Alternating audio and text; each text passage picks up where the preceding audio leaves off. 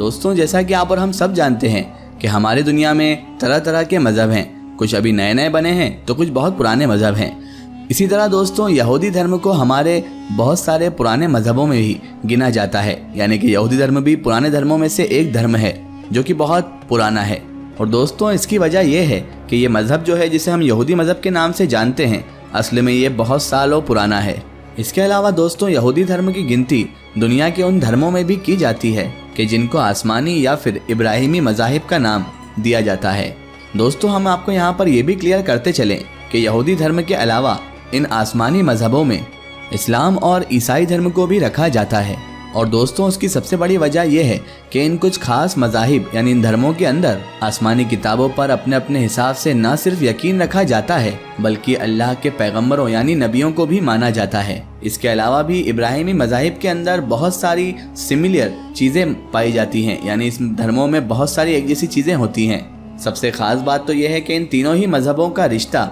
ऊपर जाकर किसी न किसी तरीके से खुदा के एक मशहूर पैगंबर यानी कि हज़रत इब्राहिम अलैहिस्सलाम से जाकर मिल जाता है। दोस्तों ये वही इब्राहिम अलैहिस्सलाम है कि जिन्हें दुनिया के बहुत सारे लोग अब्राहम के नाम से भी जानते हैं, और शायद यही वजह है कि इन तीनों ही मज़हबों को इब्राहिमी मज़हब का नाम भी दिया गया है। यहूदी, मुसलमानों और ईसाइयों में जो बहुत सारी कॉमन यानी एक जैसी चीज़ें हैं उनमें फ़रिश्ते भी हैं, यानी कि जिस तरह से इस्लाम धर्म के लोग यानी मुसलमान फ़रिश्तों को मानते हैं और ये यकीन भी रखते हैं फ़रिश्ते खुदा की एक मखलूक हैं जो खुदा के ऑर्डर पर उसके दिए हुए कामों को करते रहते हैं। बिल्कुल इसी तरह से दोस्तों ईसाई और यहूदी लोग भी फ़रिश्तों को मानते भी हैं और ये यकीन भी रखते हैं कि फ़रिश्ते गॉड की तरफ से दिए गए अपने अपने कामों को बड़ी जिम्मेदारी के साथ करते रहते हैं। बात करें अगर हम इस्लाम मज़हब की तो आपको बताते चलें कि इस्लाम मज़हब में फ़रिश्तों की तादाद वैसे तो बेशुमार है, मगर इन बेशुमार फ़रिश्तों में से भी 4 फ़रिश्ते ऐसे हैं कि जो सबसे ज़्यादा ख़ास माने जाते हैं, यानी कि ये पोजीशन के हिसाब से भी इन फ़रिश्तों में से सबसे ऊपर हैं।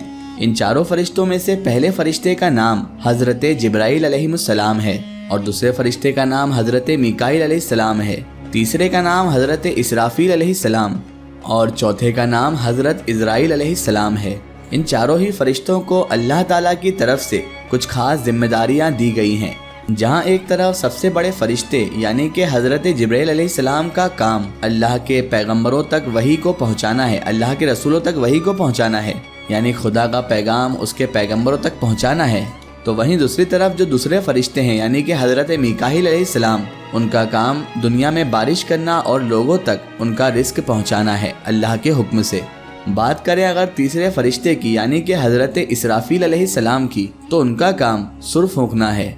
क़यामत के दिन अल्लाह तबारक व तआला इन्हीं फरिश्तों को कहेगा सुर फूंकने का, जबकि चौथे फरिश्ते यानी कि हज़रत इज़राइल अलैहिस्सलाम लोगों की रूह को कब्ज़ करना है, जिन्हें हम मलिकुल मौत के नाम से भी जानते हैं और बहुत सारे लोग उन्हें मौत का फरिश्ता भी कहते हैं। दुनिया में जितने भी लोगों को मौत आती है तो हज़रत इज़राइल अलैहिस्सलाम ही उनकी रूह को कब्ज़ करते हैं। मगर दोस्तों अब जो बात हम आपको बताने वाले हैं उसको जानकर शायद आपको हैरानी होगी कि जिस तरह इस्लाम धर्म के जैसे ही यहूदी धर्म में भी फरिश्तों पर यकीन रखते हैं और फरिश्तों को मानते भी हैं, और इस्लाम धर्म में जिस तरह फरिश्तों को मानते हैं उन्हीं सभी फरिश्तों को इसमें भी माना जाता है। लेकिन दोस्तों वहीं जिस तरह मुसलमान हज़रत जिब्राईल अलैहिस्सलाम नाम के फरिश्ते को सबसे ज़्यादा बड़ा और सबसे ज़्यादा मानते हैं फरिश्ते को, यानी कि पोजीशन के हिसाब से हज़रत जिब्राईल को सबसे ऊपर माना जाता है, लेकिन दोस्तों यहूदी लोग जिस तरह से हज़रत जिब्राईल को मानते हैं उसे सुनकर आप चौंक जाएंगे, क्योंकि ये सबसे बड़ा दुश्मन हज़रत जिब्राईल अलैहिस्सलाम को ही मानते हैं। लेकिन दोस्तों अब सबसे बड़ा सवाल यहाँ पर यही उठता है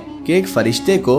यहूदी लोग अपना सबसे बड़ा दुश्मन आखिर क्यों मानते हैं, और वो भी हज़रत जिब्राईल जैसे फ़रिश्ते को जिन्हें फ़रिश्तों यानी एंजल की जमात में सबसे बड़ा माना जाता है, और ऐसे फ़रिश्ते को जिसे पोजीशन के हिसाब से इस्लाम में सबसे बड़ा फ़रिश्ता कहा गया है। तो दोस्तों इस सवाल का जवाब जानने के लिए हमें इतिहास में थोड़ा पीछे जाना पड़ेगा, हमें हिस्ट्री में जाना पड़ेगा कि आखिर किस वजह से यहूदी ऐसा करते हैं। इब्न अब्बास रदी अल्लाह तआला अन्हु से रिवायत है कि एक बार यहूदियों का एक गिरोह यानी एक ग्रुप आखिरी पैगंबर यानी हज़रत मोहम्मद मुस्तफ़ा सल्लल्लाहु ताला अलैहि वसल्लम के पास हाजिर हुआ, और यहूदियों की उस जमात ने हुजूर पाक सल्लल्लाहु ताला अलैहि वसल्लम से कहा कि हम आपसे चंद अहम सवाल पूछना चाहते हैं, चंद ऐसे अहम और ज़रूरी सवाल कि जिनका जवाब एक नबी ही दे सकता है।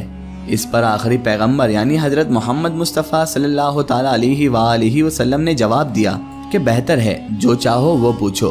مگر ہاں پہلے وعدہ کرو کہ اگر میں نے تمہارے سوالوں کے جواب ٹھیک ٹھیک دے دیے تو تم بھی مجھے نبی مانو گے اور ایک اللہ کو مانو گے اور میرے فرما بردار ہو جاؤ گے۔ لہٰذا یہودیوں کے اس گروپ نے پیغمبر اسلام حضرت محمد مصطفیٰ صلی اللہ تعالیٰ علیہ وآلہ وسلم سے وعدہ کر لیا اور پھر انہوں نے اپنے سوال پوچھنے شروع کر دیے۔ دوستو بخاری شریف میں لکھا ہوا ہے کہ جب اس یہودی کے گروپس کو اور اس کے لوگوں کو جب اپنے سوالوں کے جواب صحیح مل گئے تو اس کے بعد ان یہودی لوگوں نے کہا اچھا آپ اب یہ بتائیے کہ ہماری جو کتاب ہے یعنی توریت کے اندر جس خاص نبی امی کا ذکر ہے اس کی کیا نشانیاں ہیں اور اس کے پاس کون سا فرشتہ وہی لے کر آتا ہے، یعنی کون سا فرشتہ خدا کا پیغام اس نبی امی تک لے کر آتا ہے۔ اس پر آخری پیغمبر یعنی حضرت محمد مصطفیٰ صلی اللہ تعالیٰ علیہ وآلہ وسلم نے یہ جواب دیا کہ اس کی نشانی یہ ہے کہ جب اس کی آنکھیں سو رہی ہوتی ہیں تب بھی اس کا دل جاگ رہا ہوتا ہے۔ اس کے بعد پیغمبر اسلام حضرت محمد مصطفیٰ صلی اللہ تعالیٰ علیہ وآلہ وسلم نے فرمایا